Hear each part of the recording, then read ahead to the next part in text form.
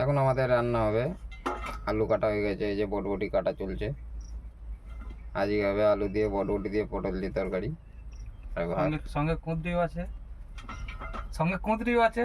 হুম, এখন আমরা চলে এসেছি কোটোকে বিস্ফোরণে খালি করতে। খালি পয়েন্টে লাগবে খানিক পরে, তাই এখন রান্নাটা করে নিচ্ছি সকাল সকাল।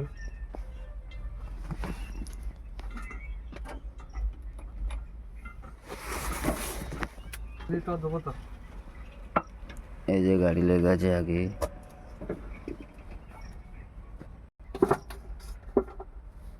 এখন বটবটি কাটছে আর কুঁদরি আছে, পটলও আছে সাথে।